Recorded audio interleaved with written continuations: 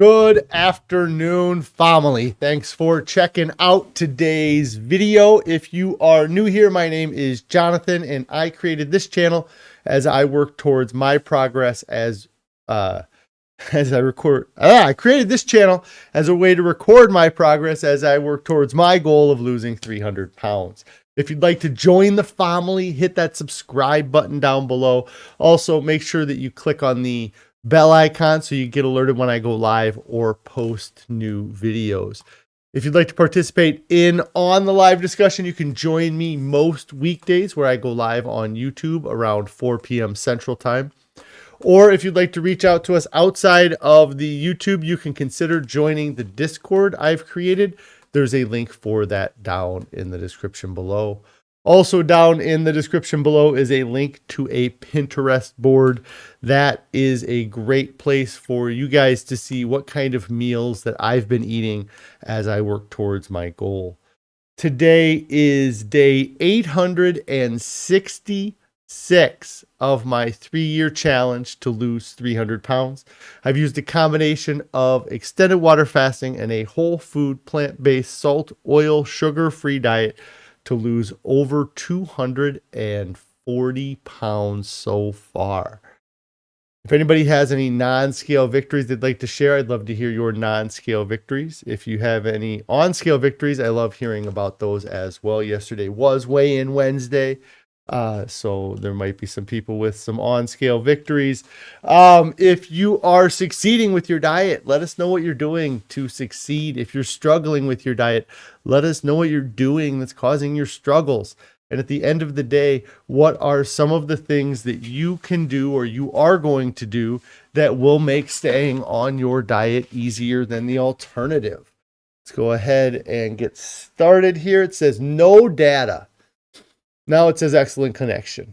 So I don't know if I cut out there or if my computer's just being goofy. But hello. Let's see. Pretty Girl's mom, Cindy, Plants Only, Muncher, and Anthony Davis all checking in here. I hope you guys are having a great day. I know I am too. Hello, Rebecca and Tennis and Yoga Girl as well. Hope you guys are having a great day. Let's see. We'll go ahead and start with the food that I've eaten since yesterday. If you guys, some of you may know,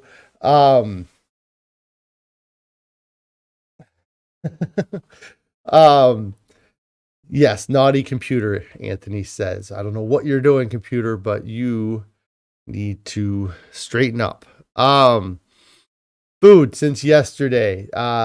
So Carrie and the kids are out of town, so I am kind of on my own for food. Fortunately for me, Carrie did a little bit of batch cooking before she left, and so there has been a good amount of food prepared for me, but I've been a bit on my own here. So let's go ahead, and dinner last night was a big bowl of mega veggie chili. I took a photo of the side of the bowl just so you can get an idea of how big the bowl was. It is very large. I don't know if you get that from that picture, but here is a photo of it from the top. Just wonderful, great mega veggie chili.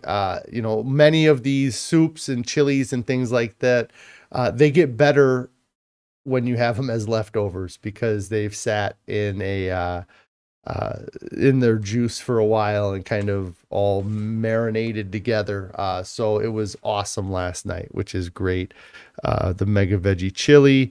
And so yesterday I talked about it a little bit. I messed up, or I didn't have any potatoes during the day yesterday at work. And so I didn't eat lunch. And so after I had the mega veggie chili, I was still feeling hungry. And so I was like, you know what? I'm going to throw some potatoes in the Instapot and just have a second dinner, essentially. My intention was to cook a bunch of potatoes last night, eat half of them as my second dinner, and then take the other half and bring them to work today. But of course, I forgot the other half of potatoes at home. So today, all I have had at work is a bag of broccoli. I could have run out and got some food. I could have gone to the grocery store and picked up potatoes or picked something up to eat, but I know I got the potatoes at home when I get home, so I can go to them, and I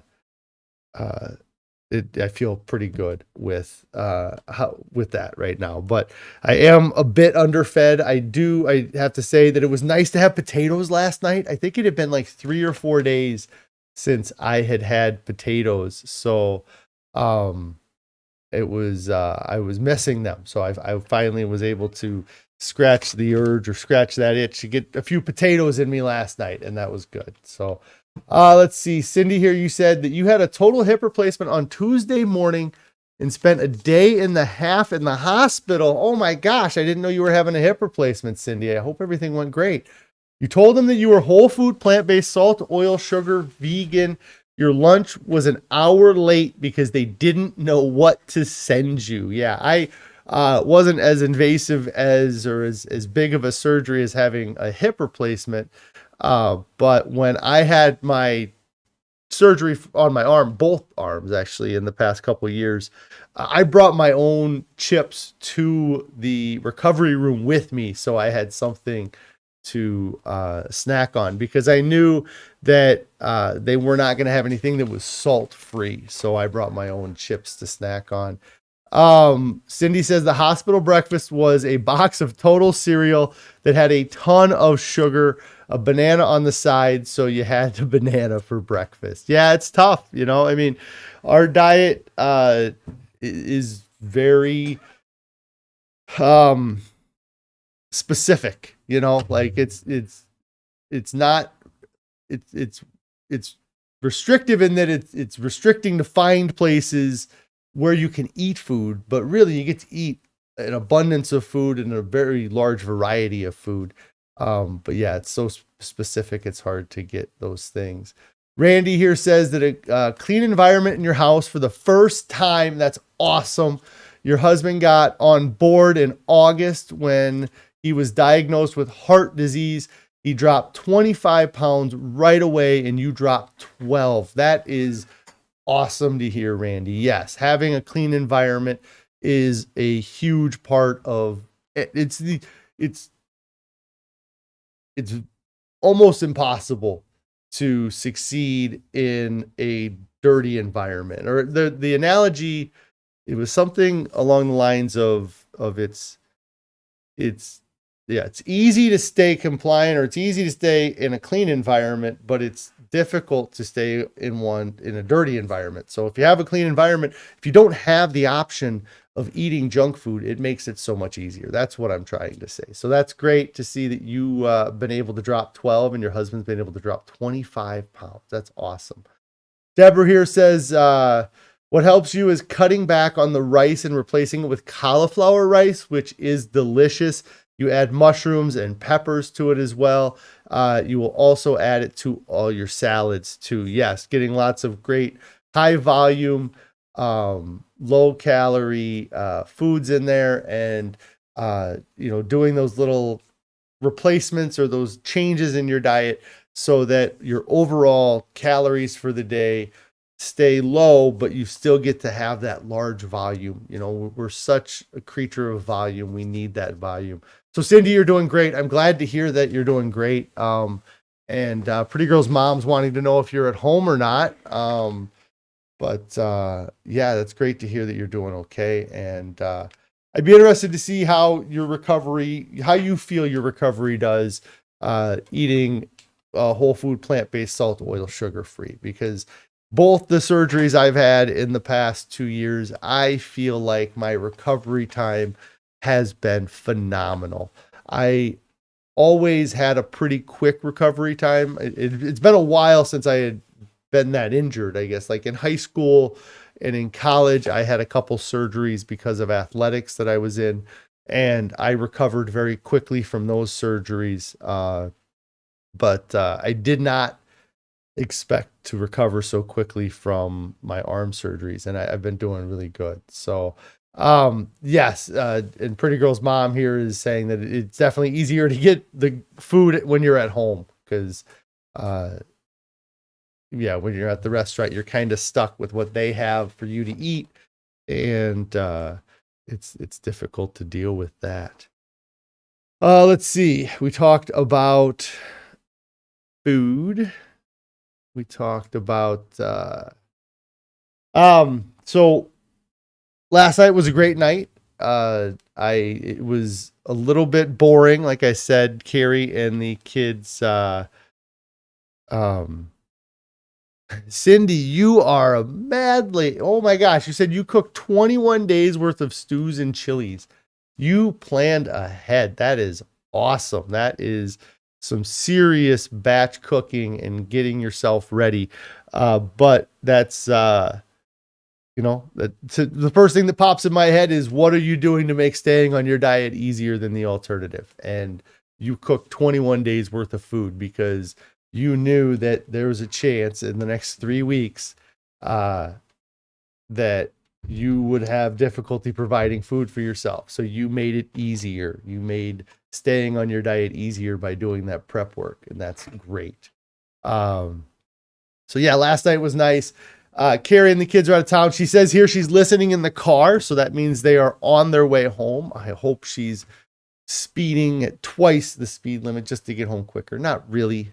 Drive safe. In fact, I'm going to bring up my interstate analogy later with the topic I was going to talk about. But yes, Carrie's on her way home.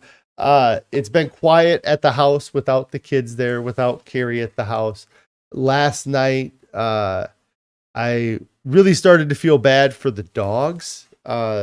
Our one dog, our older dog, we don't kennel him, so he kind of can roam around the house, but he's still trapped in the house all day.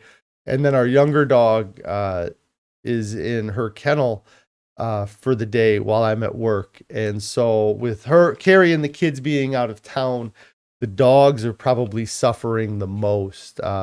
One of the nights, I let our dog that we normally kennel overnight, I let her sleep in the house without being kenneled because I felt bad about her being in the kennel all day.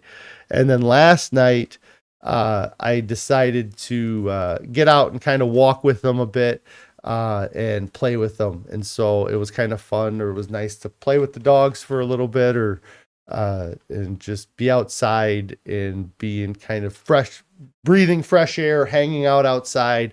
The weather's a bit gloomy again today, but it is getting towards, nicer weather that you can go out. And also we had the daylight savings, or we had the time change. So now the sun doesn't set till after 7 p.m. where it was setting, around 6 p.m. a week ago. So the evenings are, we can kind of do things in the evening again, or feel like we can go outside in the evening and it's not going to be dark all afternoon. So it was great last night to get out and play with the dogs, and then just kind of have a lazy day in the house, watch a TV show that made me lose faith in humanity a little bit. But other than that, just hanging out with the kids. Yes, Pretty Girl's mom, me and the dogs definitely enjoyed that walking and playtime.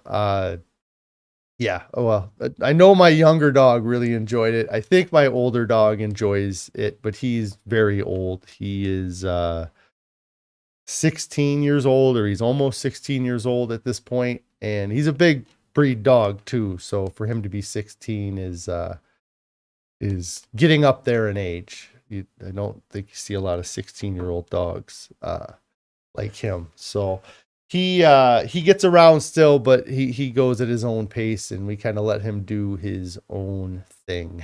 But yes, it was fun getting out there and playing with them, and just moving around a bit. Let's see what I was going to talk about today. You're gambling, your life with your diet. Oh my, I was playing at a high risk table, a high stakes table for a very, very long time. And I was just barely squeaking by, really. I'm amazed looking back at what I had gotten myself to health-wise and where I was able to get to, and just how really close to having serious medical interventions or serious medical issues were right around the corner. And they weren't really, I mean, I was suffering through some medical conditions that I just was living with because I thought it was just part of being fat. You get to a certain fatness and you're going to have these things, and you just, and I lived with them. But I didn't really, I think because when you eat something, it doesn't kill you that second. You don't put together that what I'm eating is going to eventually kill me. I've heard an analogy before where they talk about, like, if you had a bowl of Skittles in front of you, and that, you have a big bowl of Skittles, and we said, go ahead, have as many Skittles as you want. But just know that one of those Skittles in that big bowl of 1,000 Skittles it has poison in it and can kill you. And if you were faced with that scenario, you wouldn't likely take a Skittle, or it would be very, you wouldn't risk your life for a single Skittle out of the bowl. But we kind of do that with our diet, like we eat from that bowl of Skittles, and then eventually it gets to a point where we have, the odds are no longer in our favor, or we're really putting ourselves at risk. And when I was at 520 pounds, I was putting myself at risk. I was, one heart kind of issue away from having, a heart attack or suffering from a stroke. Like, my blood was very, was probably not very clean, and it probably was having a hard time get through my body. And I could tell I was having issues because I had swelling in my legs and my lower extremities. There was a lot of swelling, and those were all risks that I was damaging my health, but I didn't take them serious enough. I didn't really understand that I was risking my life every single day with what I was putting in my mouth. And like, I think a big part of it is that we don't see that direct consequence. It doesn't take, you don't have a heart attack after one cheeseburger. You have a heart attack after 2,000 cheeseburgers. And so you don't really realize, how many cheeseburgers you are into that 2,000 count, and it's, and the other thing, we give up so much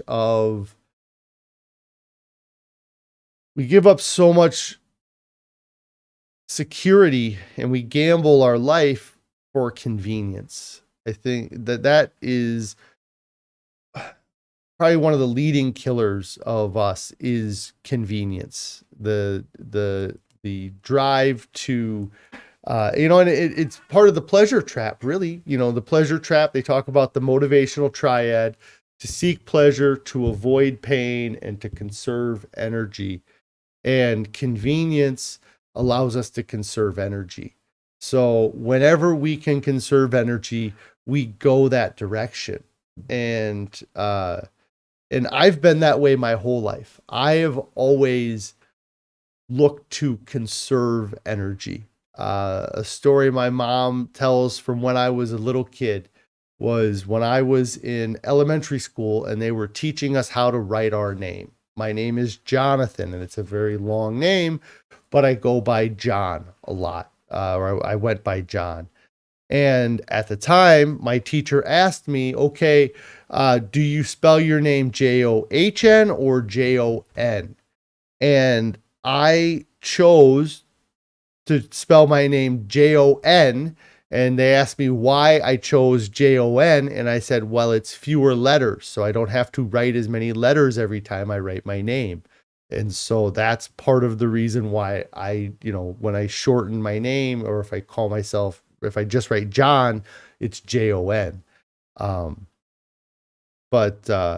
other areas that I see, just little dumb things, is when I go to reheat something in the microwave. Instead of doing something for 1 minute, I'll do it for 1 minute and 11 seconds, because then all I have to do is just hit one button. I don't, it conserves that little bit of energy. I know it's stupid little things, but we do that in our life all over the place. If it's more convenient for us, then we'll do it. If it saves us that little bit of effort, then we'll take that shortcut. We'll make it more convenient for ourselves. And our diet, that's, convenience food made me fat. That is, if my food was difficult to obtain, difficult to cook, difficult to prepare, or difficult to consume, then it wouldn't be as easy to gain weight. But because the food was so easy to, hey, Stephanie, how's it going? I hope you're having a great day. Because the food was so easy to get a hold of in abundance, for almost no effort, that I would go for that all the time. I would always go for the convenient option. And when we go for the convenient option, we give up our safety. We give up, we sacrifice our safety for it. And in a story I always like to tell when I talk about convenience is, in college, I had a professor who would talk about how, he talked about this kind of specific thing about how we give up convenience for safety. And he kind of goes on about how he can kind of prove it to you, or to prove that we're willing to give up our safety for convenience, is when it comes to driving cars. When we're driving our car down the interstate, the interstate laws now, I think you can go 65, 70 miles down the interstate. And he explains that if you wanted to, you could eliminate most traffic deaths. You could get rid of 90% or more of traffic deaths with just a few changes to the laws. If you change the traffic laws, instead of making the speed limit on the interstate 70 miles an hour, you change the speed limit to 15 miles an hour, then you're going to eliminate almost all interstate traffic deaths.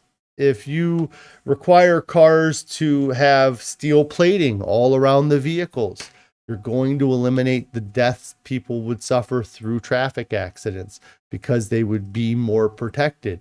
But in doing that, it gets rid of the convenience of owning a car. If I can't drive 70 miles an hour, what's the point of having the car? And so we give up our safety.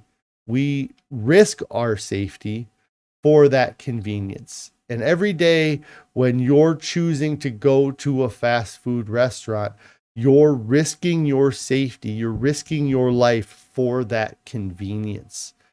And we have to start changing what we're willing to risk our lives for. I'm no longer willing to risk my life so I can have a cheeseburger. I'm no longer willing to risk my life so I can have, I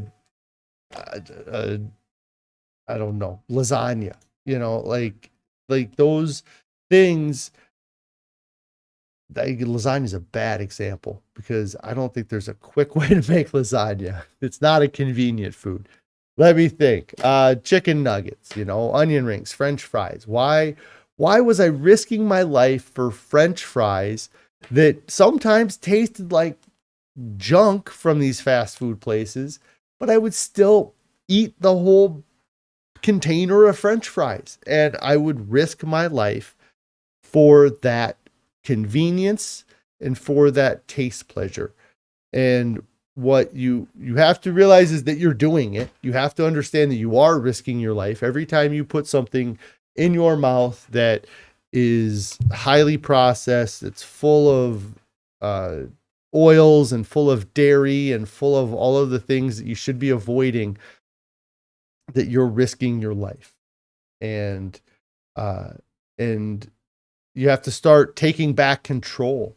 They talk about like if you go to a casino, the odds are in the house's favor, or the odds are in the player's favor.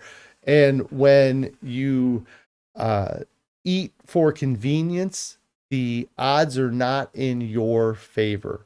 They're not stacked in your direction. So you have to start stacking the odds in your direction.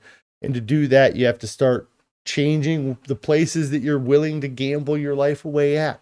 Stop going to the McDonald's and the Burger Kings and ordering the Pizza Huts. Stop going to those places and gambling your life. Start going to the grocery store. Start going to natural grocers, to Whole Foods, go to Costco's, places that have an abundance of healthy foods that are not going to put your life at risk. You might have to take a little bit more time to prepare the food. You might have to take some time to learn how to prepare that food. But in the long run, it will give you years on the back end of this. Like there's in November 1st, 2020, I started this diet.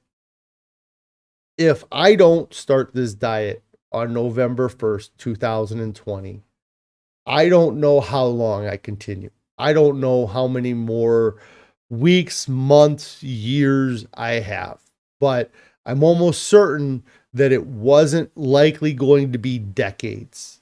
If I continued on the path that I was on, I was not going to have another 20 years of life. It would have been very difficult.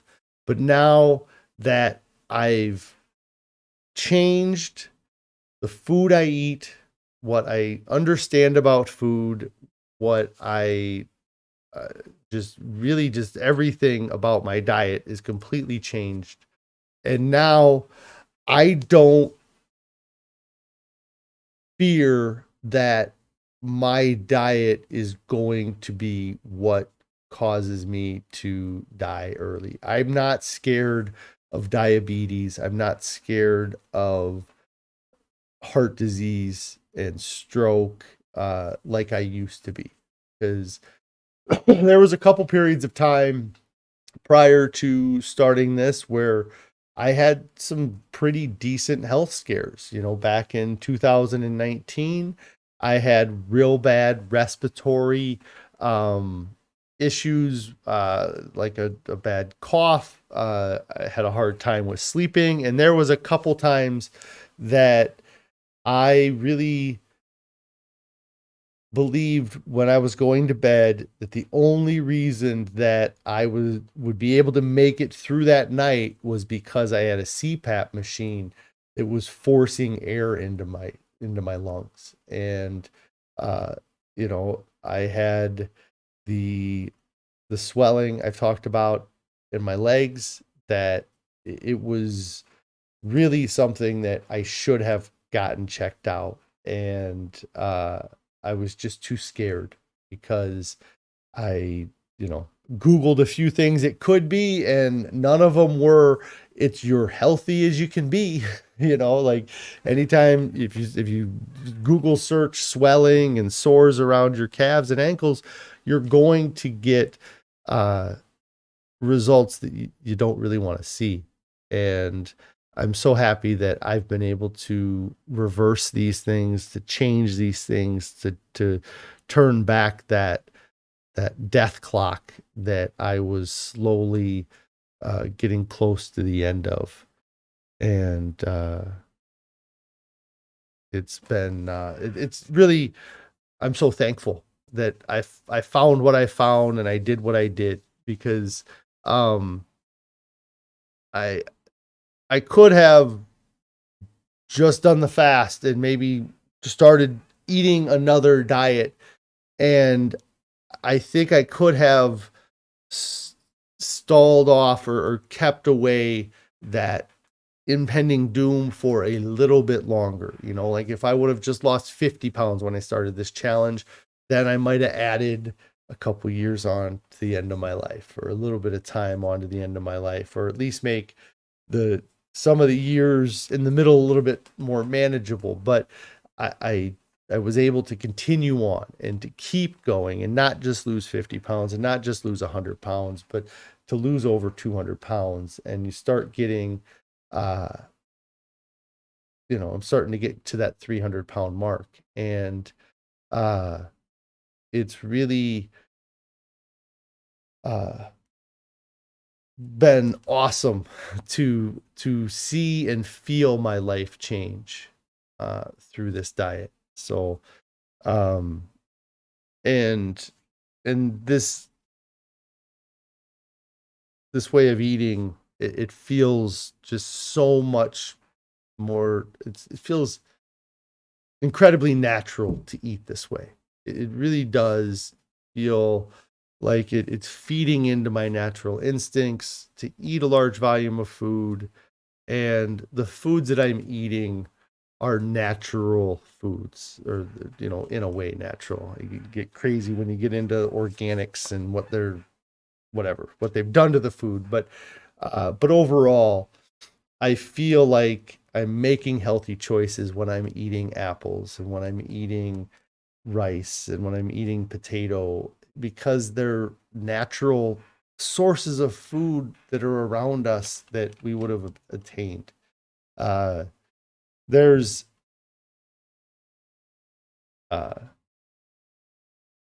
yeah, and I really think we would have attained a lot more fruits and vegetables than we would have ever obtained of animal meats or animal products. I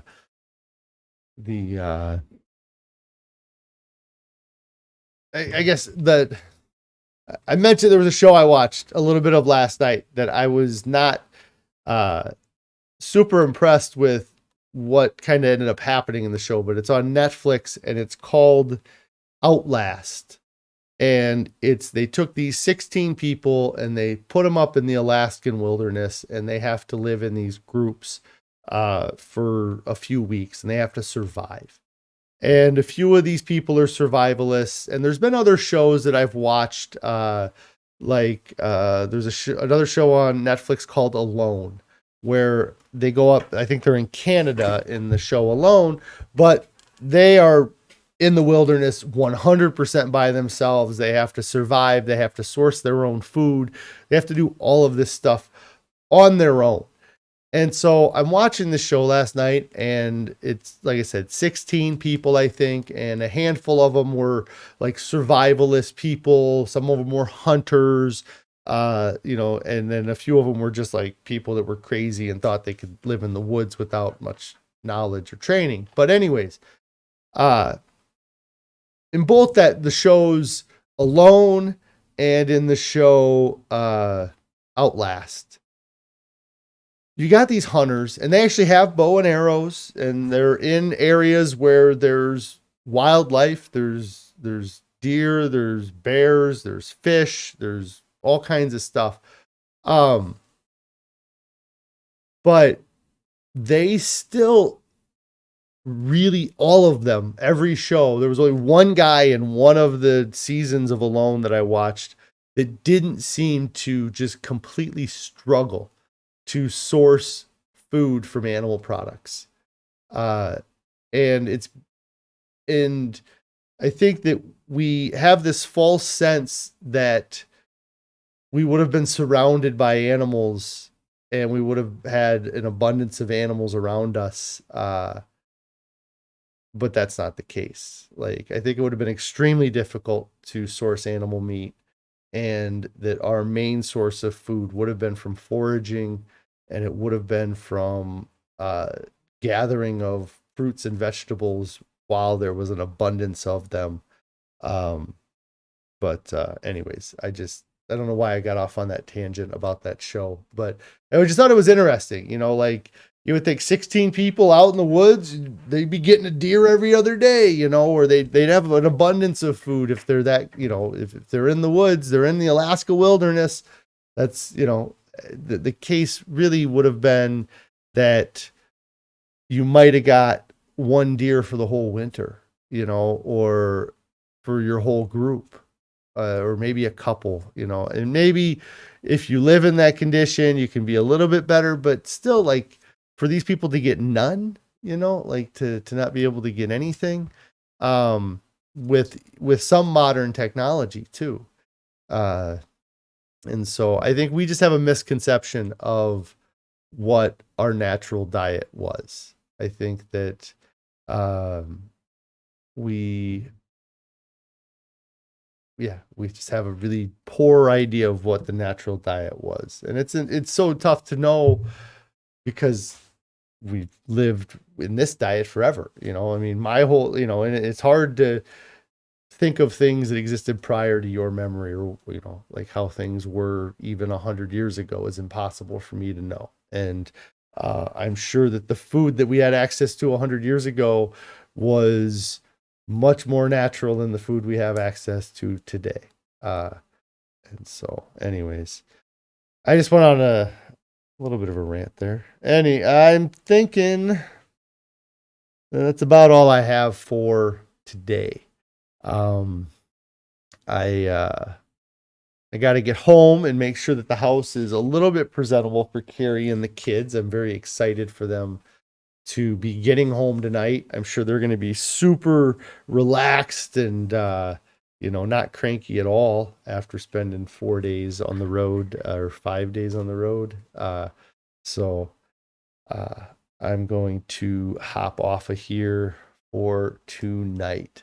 I want to thank you guys for all of the support. Everybody who joined me in the chat today, thank you so much. You guys really help me stay committed to this. It really has created that accountability platform that I've been looking for. Barb, hello, Barb. I'm just getting ready to go, but thank you for checking in here.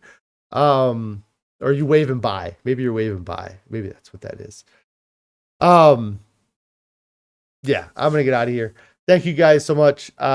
If you have not subscribed to the channel, get subscribed to the channel. If you've not clicked on the bell icon, make sure you click on the bell icon. Hit that like button, comment down below. What was the biggest thing you used to gamble your life on with food? What food was it? Now that I'm saying that, I'm trying to think of what food was the biggest gamble.